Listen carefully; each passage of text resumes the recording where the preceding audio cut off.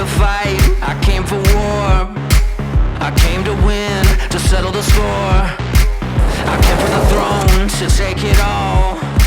The bigger they are, the harder they fall. Cool lifestyle 4x4s were once a very small niche, but now no longer, as the waiting list for the new Thar stretching into 6-8 months still proves. But of course, the Thar was in a class of its own. Now it has a rival, a genuine homegrown rival in this, the all new Gurkha. So how does the Gurkha stack up against the Thar? That is what we're going to find out in this video, and we've got a couple of really cool tests lined up. So before we go ahead, don't forget to hit that like button, share this video with like-minded enthusiasts, and don't forget to hit that bell icon and stay subscribed to the Evo India channel, because we've got a really cool adventure coming up with the Thar. But now diving into this test, and the first is on styling. Now styling is personal, that I admit, but we are going to take a public vote, and for that we've got the entire Evo India team out here. So the team, I've been checking out both the 4x4s, and now we're going to take a vote. So those in favor of the Gurkha, come to the right of me. Those in favor of the Thar, to the left. So we got 1, 2, 3, 4, 5, 6, 7, 8. 1, 2, 3, 4, 5, 6, 7, 8, 9. 9 versus 4. So 9 versus 4 in favor of the Gurkha. I guess because it's new, that's why you guys like it. Because this is Indian G-Wagon. Well, so people prefer the Indian G-Wagon. So on the styling front, the Gurkha, it wins this round.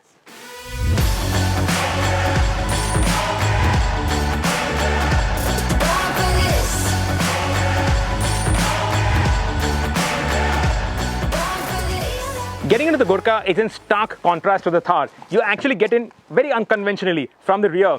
And actually it's easy to get into the Gurkha. And once you get in, there is a fair bit of space out here. So there's a good amount of knee room, a lot of headroom. I could be wearing a top hat and I'd still be comfortable. Lots of glass area, so it is airy, it doesn't feel claustrophobic. Lots of shoulder room. You have these adjustable armrests, captain seats, so it is very comfortable. Great view up front also, because you're sitting so high up. The seats of the Gurkha are also not positioned very close to the floor, so you have good under thigh support. You're not sitting on the floor, and despite this having space for 4, it also has a pretty decent and usable boot. Only thing, I need somebody to close that door now. Only downside, it only has a lap belt, not a 3-point seat belt. So that is a negative.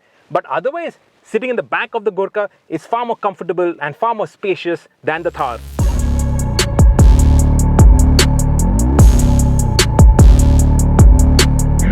The Thar and the Gurkha are comfortable for 2. But what about the other 2? Let's find out. So getting into the Thar, this is a 2-door. Even the Gurkha, it is a 3-door. But you have to flip down the front passenger seat, and then it's not really the most easy way to get into the Thar. The rear seat back angle, that can be adjusted. So once you get in here, it is okay. It's not too bad. The seat in place, there is actually a lot of knee room. There is a decent amount of headroom, but it feels a bit claustrophobic. And in terms of shoulder room, there isn't much, because you're sitting very close to your fellow passenger, because the wheel well, that intrudes into the space at the back. So not the most comfortable, but once you're here, it is fine. Also the seat, you don't have as much under thigh support as the Gurkha. There's not enough space for your feet to slot in under the front seats, and you have a proper 3-point seat belt, which is a big plus point in my books.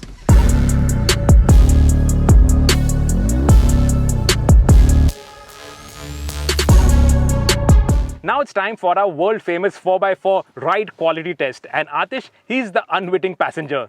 So test 1 is in the Gurkha. I've got 2 glasses of water.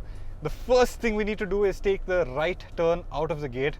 Thankfully it's a narrow turn, so Suresh has to drive very slowly and nothing's falling out. But after that, we accelerate. The Gurkha is not a very quick accelerator, so not too much flew out of that.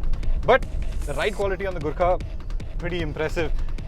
It does get kicked around slightly. This is so typical of these body on frame cars, but otherwise it's pretty absorptive. There are a lot of ditches and ruts and bumps on these roads, rocks, but it's doing a good job of absorbing most of it. Back onto a longer straight. We're passing the animals now. We've got goats over here. We've got a couple of chickens. Suresh, why does the chicken cross the road? For lunch.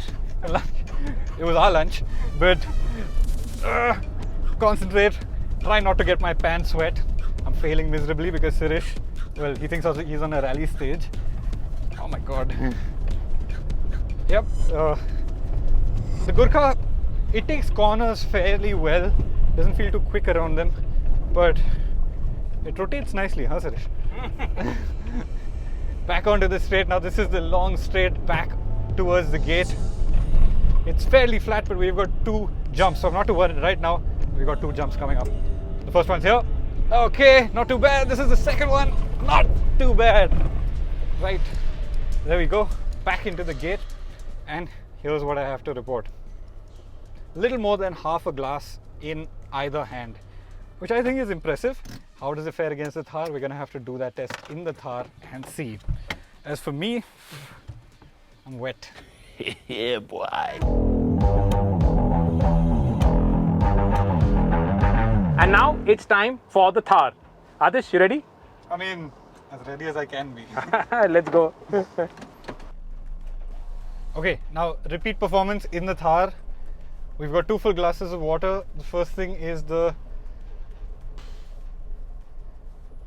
narrow gap through the gate, and now we accelerate. Yep, and the Thar is a lot quicker when it accelerates, which is why a lot of water is spilling out of it. But the ride quality as well, it's a lot harsher. You feel a lot more of the bumps in the cabin. Already a fair amount of the water has spilled out, but it does feel planted in these little fast turns. Now we've got a right turn coming. A little slow through there because it's narrow, but quick on the gas again. Little bumps do upset it. Again, round the corners. It does take these little corners faster. It feels a little more stable. There's less roll. But there's some chinking glasses in here. Suresh, not a rally stage. Okay, but back on the gas. See these little bumps, these little ruts in the road, right? This unsettles the Thar a lot more than it does in the Gurkha. The Gurkha feels super planted. It absorbs so much of the road. Oops, oversteer. Not good for the amount of water in the glass. That's okay. Now we're on the final run down the straight, and these are the 2 big jumps. 1 and 2. Okay, a lot harsher in the Thar. Water's still falling out of it. It's that unsettling. But we've reached the end. The amount of water in the glasses is less than half. So I think we've got the Gurkha as the winner, but let's compare it with the other glasses and see. Here you go. So this is the water left after driving around in the Thar. So that's the Gurkha, and on the outside is the Thar. And that's a clear representation of the Gurkha's superior ride quality compared to the Thar. I'll show you that properly. So half a glass left in the Gurkha, little less than half, maybe a quarter glass left in the Thar. So glass half full in the Gurkha. Scientific verdict on ride quality.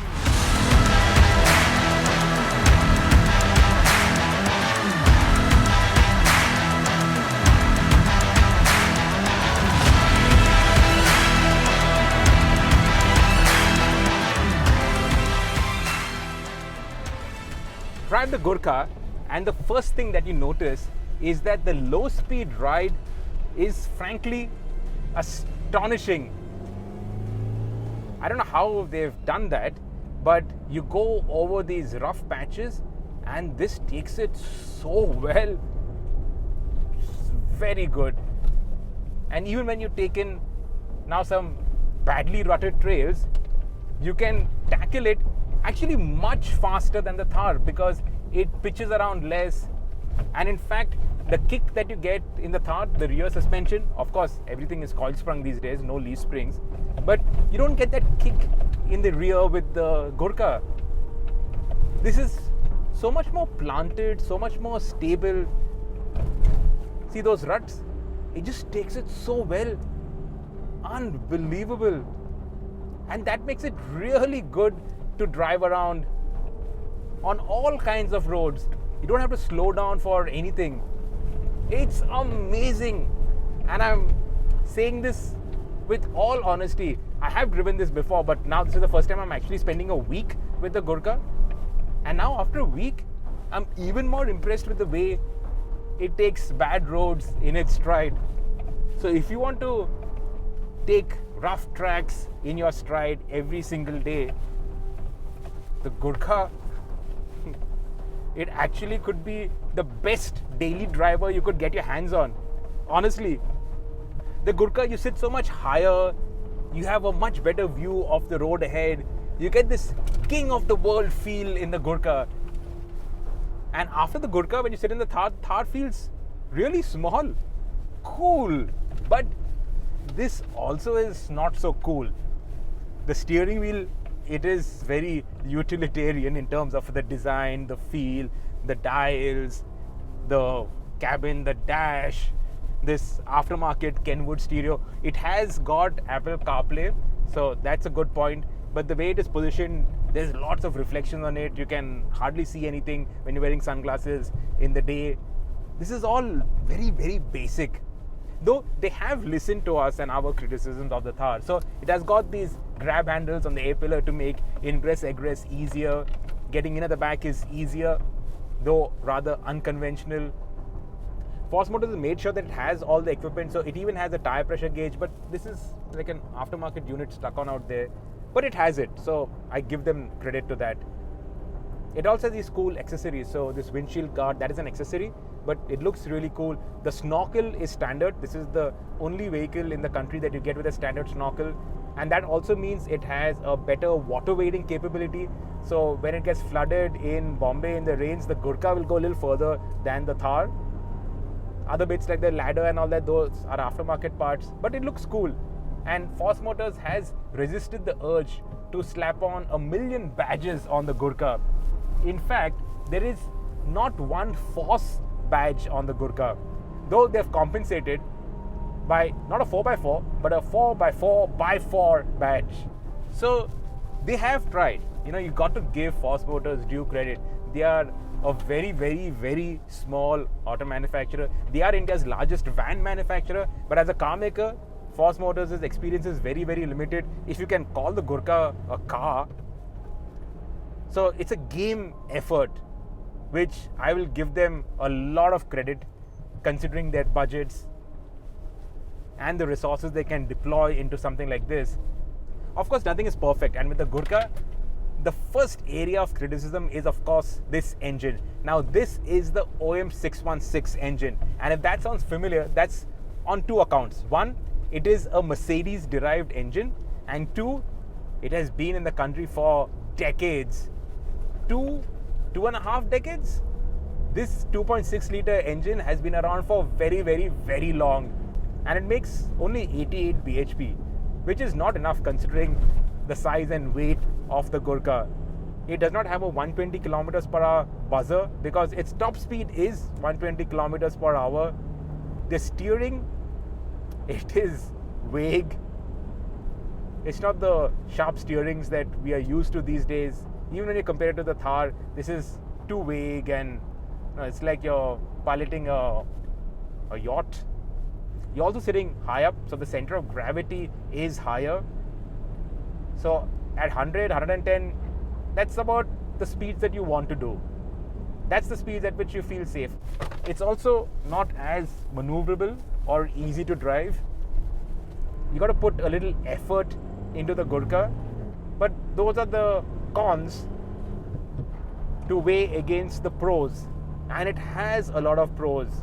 The styling, for instance, you park this next to the Thar, nobody looks at the Thar, everybody looks at the Gurkha. They've really nailed it on that front. This is a ride quality champion. We're not doing any hardcore off-road testing this time round, but I can tell you, in terms of all the off-road angles, like the departure, ramp over, all of those angles, these two are more or less the same. The Thar has got slightly more ground clearance, but ultimately, at the very limit, when the skill of the driver counts for much more than the abilities of the vehicle itself, the Gurkha, it'll actually get you further because it has these twin locking differentials. So when you have a wheel up in there or two wheels up in there, just lock the differential the rear and the front, and it'll make sure that even if one wheel has traction, the Gurkha will pull you out of whatever mess you've gotten yourself into.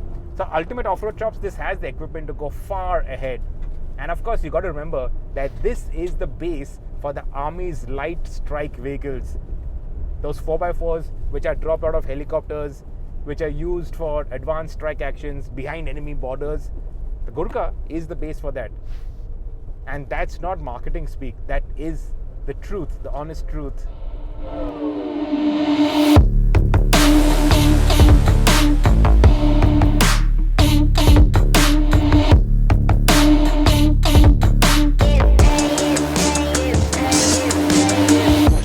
Now the Thar, I've driven it all over the place. I know it like the back of my hand. This is in fact my long-term test car, and this is something that I use on an everyday basis.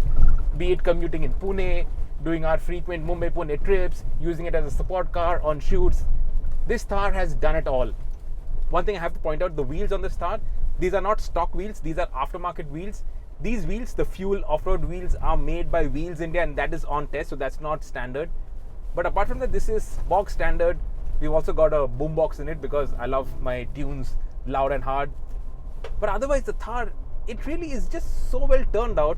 Somebody like me who has access to a lot of cars, and I don't mean to boast, but I'm really fortunate to have access to a lot of cars, but I use this as my primary mode of transport, and that just tells you what a brilliant machine this Thar is. The driving position is also very good. The visibility is good, not out the back, but to drive, the visibility is good. The A-pillars are narrower than the Gurkhas. So in traffic, it's actually a little more manageable. It is easier to drive, no mistaking that. And it is easier to live with. So if you're looking for a 4x4 to be your daily driver, I would definitely recommend the Thar. Main reason also, it's got an automatic gearbox. Now the Gurkha, they are developing an automatic gearbox. When it'll come on stream, no idea, but it is under development. So in terms of the way the chassis has been turned out, the Thar is damn good. But it does not ride as well as the Gurkha. The low speed ride of the Gurkha, oh, that's something else. That's spectacular. In terms of features, equipment, the Thar is better turned out than the Gurkha. Now, the infotainment screen, it is positioned much better. This is not an aftermarket infotainment screen. This is well integrated. It has CarPlay, Android Auto. Of course, the Gurkha also has all of that. But this screen, you can see it even in bright sunlight when you're wearing sunglasses. It also has those adventure stats, so it shows you the roll angle, pitch angles, all those cool things it shows you out here. No wireless CarPlay, but then that's really not required on something so hardcore as these vehicles. But overall, in terms of the features, the kit, the way it is turned out, the Thar is one step ahead of the Gurkha, and it is easier to maneuver. Plus, we have the performance. But performance, come on, let's test out the performance properly. Let's put it through a drag race.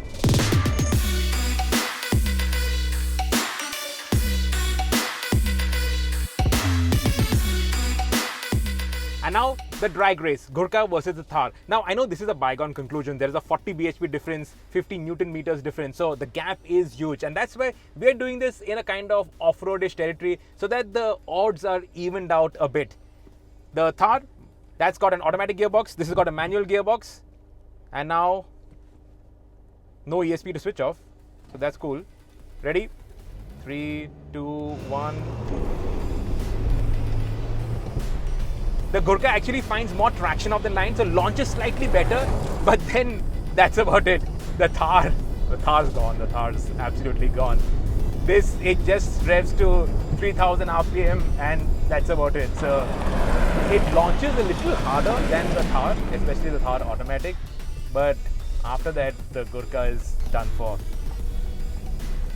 This needs a more powerful engine.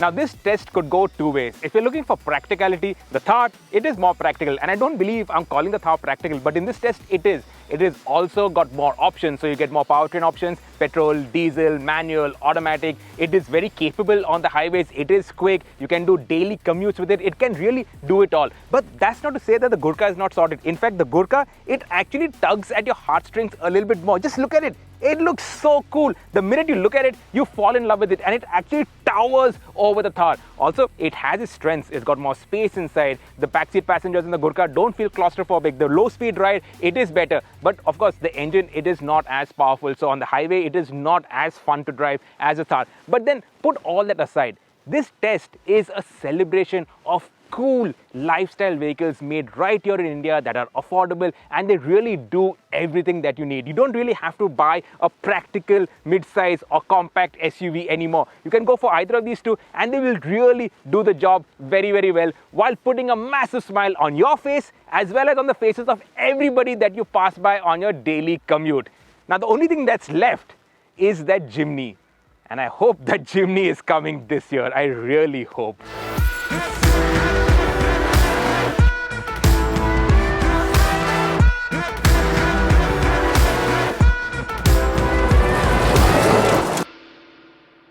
This is me in the passenger seat, and this is what you can see over here.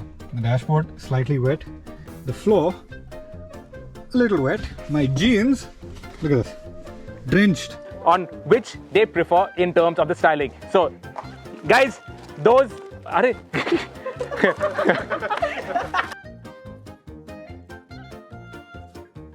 So don't go and buy out those regular small compact SUVs. You know, buy one of these and